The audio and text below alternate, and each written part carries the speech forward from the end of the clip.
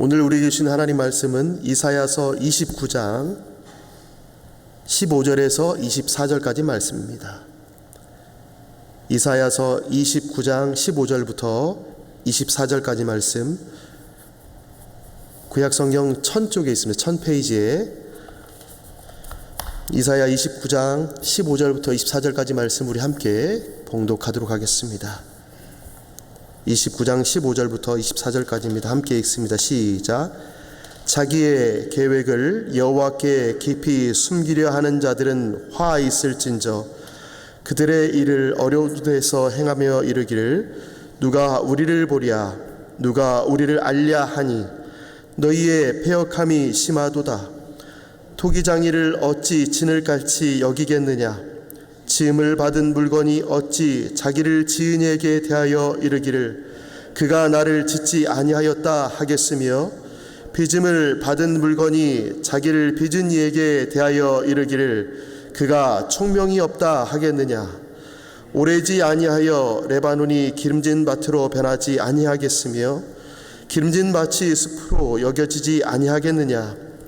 그날에 못 듣는 사람이 책의 말을 들을 것이며 어둡고 캄캄한 데에서 맹인의 눈을 볼 것이며 겸손한 자에게 여호와로 말미암아 기쁨이 더하겠고 사람 중 가난한 자가 이스라엘의 거룩하신 이로 말미암아 즐거워하리니 이는 강포한 자가 소멸되었으며 오만한 자가 그쳤으며 죄악의 기회를 엿보던 자가 다 끊어졌음이라.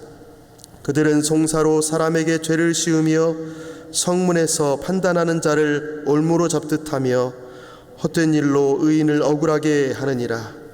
그러므로 아브라함을 구속하신 여호와께서 야곱 족속에 대하여 이같이 말씀하시되 야곱이 이제는 부끄러워하지 아니하겠고 그의 얼굴이 이제는 창백해지지 아니할 것이며 그의 자손은 내 손이 그 가운데에서 행한 것을 볼 때에 내 이름을 거룩하다 하며 야곱의 거룩한 일을 거룩하다 하며 이스라엘의 하나님을 경외할 것이며 마음이 혼미하던 자들도 총명하게 되며 원망하던 자들도 교훈을 받으리라 하셨느니라.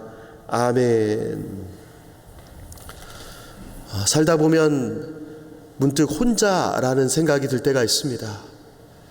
누구에게 어떤 문제를 이야기하려고도 주변에 사람이 없는 것 같을 때가 있습니다. 계획한 것을 말하고 싶어도 말할 사람이 없을 때가 있습니다. 주변에 많은 사람들이 있는데 유독 마음이 열리지 않을 때가 있습니다. 그럴 때 우리는 혼자서 무언가를 해보려고 합니다. 계획한 대로 진행해보려고 합니다. 하나님께 이 문제를 내어놓고 풀어보려고 하지도 않고 내 생각대로 한번 진행해 보려고 합니다. 그리고 나중에 우리는 스스로 생각하지요. 야, 참 지혜롭게 잘했다라고 생각할 때가 있습니다. 내가 생각해도 계획대로 잘 진행했다 이렇게 여길 때가 있습니다. 나름대로는 잘했다고 생각하지만 실은 이것은 어두운 데서 내 생각, 내 판단, 내 결정대로 한 일입니다. 혼자 잘한 것 같지만 신앙이라는 것은 내려놓고 정작 갈림길에서 하나님의 도우심을 구하지 않은 채 기도보다는 계산을, 말씀보다는 처세에 또 내 경험에 의지해서 결정한 일입니다. 그런 순간들이 간혹 있습니다. 정말 하나님께 기도하지 않고 할 때가 있지요. 오늘 본문에 유다가 그러한 모습을 보여주고 있습니다. 분명히 하나님과 함께 하심을 보았던 이들인데 이들이 어떤 결정을 했는가. 유다의 어제의 모습은 어떻습니까? 그들은 열심히 있었습니다. 종교적인 열심이 있었죠. 예배에서도 신앙적으로 열심이었습니다. 입술에는 찬양과 기도가 있었습니다. 그런데 이사야 선지자가 말하기를 너희의 마음에는 그렇지 않다. 중심에는 그렇지 않더라. 진실함이 사라졌더라. 익숙함만 남아있더라. 그 모습이 오늘 본문까지 연결됩니다. 유다가 어떤 결정을 했는가? 아수르의 압박이 있었습니다. 이방 나라가 자기들을 괴롭힙니다. 이럴 때 어떻게 해야 되죠? 하나님께 나가는 것이 마땅합니다. 그런데 이들이 어떤 선택을 했는가? 애굽을 선택합니다. 애굽과 손을 잡아서 당신이 우리를 도우면 이 아수르를 무찌를 수 있을 것 같습니다. 이 일을 진행합니다. 스스로 살 길을 찾으려 합니다. 그러면서 말하죠. 누가 우리를 보랴? 누가 우리를 알랴? 계획을 깊이 숨기고 우리가 애굽과 손잡는 것을 누가 알겠느냐? 아수르가 모를 거야. 우리가 이걸 참 지혜롭게 하는 거야 라고 생각하는 것입니다. 아수르의 정탐을 피하려는 정치적인 술수도 있을 수 있습니다. 조용히 남모르게 애굽과 결탁하면 아수르는 모를 거니까 아주 지혜로운 방법 같지요. 하지만 그 밑바닥에는 하나님의 언약적 보호를 불신하는 것입니다. 하나님께서 이스라엘 백성을 끝까지 지키시겠다, 유다 백성을 내가 너희를 보호하겠다라고 말씀하신 그 약속을 무시하고 있는 것입니다. 이사야 선지자는 이 모습을 뭐라고 말하냐면 어두운 데서 행한 것이다 라고 표현합니다. 어두운 데에서 행했다. 구약 성경 전체가 죽음의 자리를 가리킬 때 쓰는 말이 이 어두운 데라는 표현입니다. 죽음의 자리에 있다라는 것입니다. 너희가 지혜롭게 여기고 선택하고 일을 하고 있으나 너희가 죽음의 자리를 선택했다는 것입니다. 사람의 눈은 피할 수 있어도 유다의 계획은 결국 생명이 아닌 죽음의 자리를 향하고 있습니다. 자기들은 지혜롭게 우리는 살 길을 찾았다고 말하나 이것은 생명의 자리가 아니요 죽음의 자리를 선택하고 있는 것입니다. 사람의 눈을 피한 것 같습니다. 잘 속인 것 같습니다. 아수르를 잘 속인 것 같아요. 그러나 하나님의 눈은 피할 수가 없지요. 사람을 능숙하게 속였다고 해서 하나님을 속일 수 있습니까? 우리는 스스로 우리도 속였다고 생각합니다. 야, 나도 내가 생각하기에 참 지혜로웠어 라고 나에게 칭찬하지요. 그러나 그 능숙함이 하나님을 속일 수는 없습니다. 하나님이 이 태도를 토기장이와 진흙의 비유로 책망하십니다. 16절 상반절입니다. 너희의 패역함이 심하도다. 토기장이를 어찌 진흙같이 여기겠느냐? 짐을 받은 물건이 어찌 자기를 지은 이에게 이르기를 그가 나를 짓지 아니하였다 하겠으며. 피조물이 창조주를 향하여서 말합니다. 그가 나를 짓지 않았습니다. 그에게 총명이 없습니다. 이것이 바로 자기 신뢰의 본질입니다. 하나님을 믿지 않고 나를 더 믿는 그 상황에서는 하나님이 보이지 않는 것이지요. 하나님보다 자신의 처세와 계획을 더 지혜롭다고 여기는 그 마음, 그것이 유다를 어두운 데로 이끈 것입니다. 우리 인생에서도 우리가 스스로 지혜롭게 여길 때에 그 마음이 어두운 데로 이끄는 것입니다. 내가 계획한 대로 잘 진행되고 있어. 우리 자녀들이 내가 생각한 대로 잘 크고 있어. 하나님이 키우셨다라는 생각하지 않고 교회에서 공동체가 우리 자녀들을 위해 기도해서 하나님께서 이 공동체 보살핌으로 우리 자녀들이 크고 있다고 생각지 않는다면 우리는 어두운 데서 우리의 생각을 결정하고 있다는 것입니다. 그 책망의 자리에서 하나님은 창조 세계의 회복을 선언하십니다. 분명히 우리 생각대로 유다의 생각대로 했으니 어두운 데서 결정했으니 죽음의 자리로 가는 것이니 책망하는 것이 마땅하고 심판받아 마땅한데 하나님은 그 자리에서 창조의 회복을 이야기하십니다. 17절입니다. 오래지 아니하여 레바논이 기름진 밭으로 변하지 아니하겠으며 기름진 밭이 숲으로 여겨지지 아니하겠느냐. 막혔던 것이 열리고 메말랐던 것이 기름지게 된다는 것입니다. 그리고 그날에 어떻게 되느냐. 못 듣는 사람이 책의 말을 들을 것이며 어둡고 캄캄한 데서 맹인의 눈이 볼 것이며 겸손한 자에게 여호와로 말미암아 기쁨이 더하겠고 사람 중 가난한 자가 이스라엘의 거룩하신 이로 말미암아 즐거워하리라. 이렇게 말씀하십니다. 너희가 지금 잘못하고 있다. 혼나야지 심판받아 마땅하다. 그런데 그 자리에서 하나님은 창조세계의 회복을 다시 한번 이야기하십니다. 자기 힘을 의지하던 자들이 심판받는 그 자리에 오히려 아무 힘도 없던 겸손한 자와 가난한 자가 기쁨과 즐거움을 얻게 된다. 이것이 하나님의 회복의 메시지입니다. 이 회복의 근거는 유다가 회개했거나 돌이켰다거나 그들의 능력이 커졌다 거기에 있지 않습니다. 20절과 21절에 강포한 자, 오만한 자, 송사를 굽게 하는 자에 대한 심판이 선언되는데요, 정의가 무너진 자리를 하나님이 친히 바로잡으신다는 뜻입니다. 내가 친히 정의를 바로 세우겠다. 그리고 그 심판 위에 회복의 약속이 세워집니다. 심판이 없지 않습니다. 유다가 돌이켜서 하나님께서 하신 것이 아니라 심판이 있는데 그 이후에 회복이 세워집니다. 유다가 회개해서가 아니라 능력이 많아서가 아니라 심판의 메시지는 주어지고 난 후에, 그리고 난 후에 회복의 약속이 선언되는데요. 22절 상반절입니다.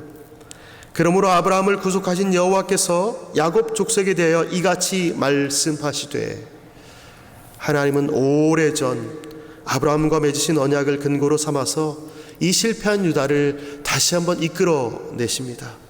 다시 한번 붙드십니다. 이 아브라함에게 하신 약속은 북이스라엘과 남유다를 향해서 주신 약속이기도 합니다. 그리고 갈라졌던 야곱의 집 전체가 다시 하나로 회복될 것을 이야기하시는 것입니다. 출애굽할 때에 광야에서 마음이 혼미하여 원망하던 이스라엘 백성들이었습니다. 그런데 마침내 그들이 어떻게 되느냐, 24절 마지막에 보니까 마음이 혼미하던 자들도 총명하게 되며 원망하던 자들도 교훈을 받으리라, 이렇게 말씀하십니다. 언약의 신실하심은 처음부터 끝까지 유다의 것이 아니라 하나님께 있던 것입니다. 너희가 어찌하든 나는 여전히 변하지 않는다. 너희가 너희 생각대로 지혜롭다고 여길 때에도 잘못한 것은 혼날 거야. 그렇지만 나는 너희들을 버리지 않는다는 것입니다. 언약의 이 신실하심은 우리를 여기서 머물지 않고 그리스도께로 이끕니다. 아브라함의 후손 안에서 온 열방에 복을 얻으리라고 하신 그 언약이 어디서 이루어지는가? 마침내 아브라함의 참된 시인 예수 그리스도 안에서 성취되게 됩니다. 구약시대의 아브라함에서 끝나는 것이 아니라 신약의 예수 그리스도 때에 완성되게 됩니다. 뱅인이 보고 못 듣는 자가 들으며 가난한 자가 복음을 듣는 그 일, 훗날 세례 요한의 제자가 묻습니다. 오실 리가 당신이니까. 그렇게 물었을 때 예수님께서 친히 오늘 본문의 말씀을 인용하셔서 대답을 하십니다. 마태복음 11장 5절에 오늘 이 본문을 그대로 인용하십니다. 보지 못하는 자가 보게 되며 못 듣는 자가 듣게 된다. 말 못하는 이가 말하게 된다. 이 모든 표적을 다시 한번 선언하십니다.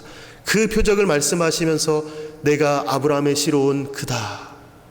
오실 표적이 나다라고 말씀하십니다. 이사야가 바라보았던 회복이 막연한 이상이 아니라 갈릴리 마을을 다니시면서 실제로 눈을 뜨게 하시고 귀를 열어주신 그리스도의 발걸음 속에서 구체적으로 이루어진 것입니다. 어두운 데서 스스로 살 길을 찾던 우리를 위해서 그리스도는 정작 자신이 어두운 데로 십자가를 지고 가셨습니다. 우리의 계략이 감춰졌던 그 어둠을 주님이 대신 짊어지셨습니다. 그러므로 오늘날 우리가 누리고 있는 이 회복은 우리의 지혜나 처세가 아닙니다. 전적으로 이 십자가의 은혜로 이루어진 그곳에 근거가 있는 것입니다. 우리가 살고 있는 이 오늘의 삶은 우리의 어떠함이 아니라 그리스도의 십자가 지시고 그분의 어떠하심으로 우리가 누리는 평안입니다. 종종 우리는 유다처럼 행동하고 싶을 때가 있습니다. 내가 경험한 것이 최고지. 내가 살아보니 이렇게 사는 것이 마땅하지. 내가 이 책을 읽고 지혜를 얻어보니 이렇게 하는 것이 당연한 거야 라고 생각할 때가 있습니다. 그래서 우리는 문제 앞에서 기도의 무릎을 꿇기보다 내가 생각한 대로 내 방식대로 자녀들에게 이야기하고 교회 안에서 이야기하고 해결책을 제시하는 답을 주는 어떤 사람인 것처럼 살고 싶은 마음이 있을 때가 있습니다. 때론 성도들의 어려운 문제들을 들으면 그 어려움을 마주할 때에 기도하기보다 내가 살아왔던 방식대로 살면 당신이 복받을 거야 라고 말하고 싶을 때도 있습니다. 그러나 돌아보면 하나님이 내 인생 가운데 주셨던 약속들은 나의 어떠함으로 주신 것들이 아닙니다. 지금 나의 어떠함으로 내가 지금 잘 살고 있고 내가 건강하고 자녀들이 잘 자라고 있는 것들은 내가 무엇을 해서가 아니라 하나님께서 약속하신 그대로 행하신 것밖에 없습니다. 오히려 내가 열심을 냈었던 그 순간들은 결과가 좋지 않을 때가 훨씬 더 많습니다. 자녀들의 관계에서도 그렇죠. 나의 열심으로 많은 정보를 줍니다. 이렇게 사는 것이 여기선 좋은 행동이야. 저도 저희 아들에게 많은 것을 이야기합니다. 캐나다에 왔으니 이런 거 누려야지, 이런 거 해봐야지 많이 이야기합니다. 그러면 아들과의 관계가 어떻게 될까요? 점점 안 좋아집니다. 오히려 하나님께 맡기고 주님, 저는 이런 걸 가르쳐주고 싶은데 이 아이는 마음을 열지 않습니다.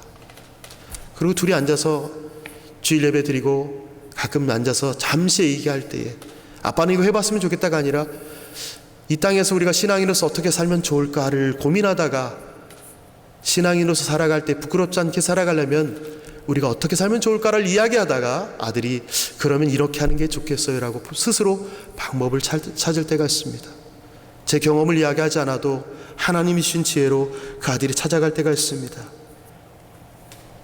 나의 계획이 견고할수록 나의 생각이 견고하고 아주 세밀할수록 오히려 하나님의 뜻이 펼쳐지지 않는 것들을 보게 됩니다. 오늘 우리에게 이 말씀이 묻습니다.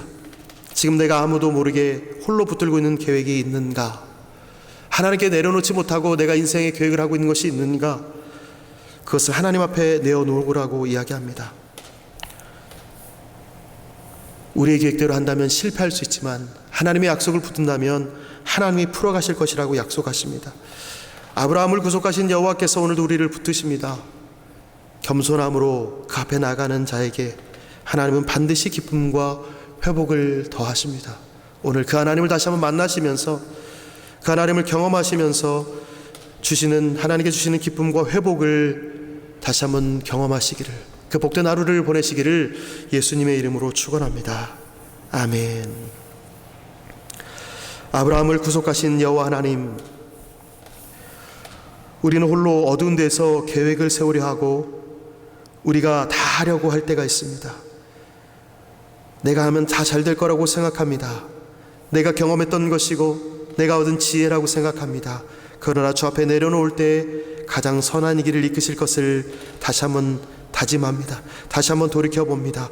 그렇게 나의 인생을 이끌어왔던 주님을 다시 한번 바라봅니다. 우리 인생을 다시 한번 주님께 맡겨오니 이끌어 주셔서 오늘도 하늘의 지혜로 살아가는 하루가 되도록 붙들어 주옵소서. 오늘도 그 주님을 신뢰하며 나아가는 우리가 되게 하시고 그리스도 안에서 눈이 열리고 귀가 열리는 회복을 경험하도록 이끌어 주옵소서. 감사드리며 예수님의 이름으로 기도합니다. 아멘.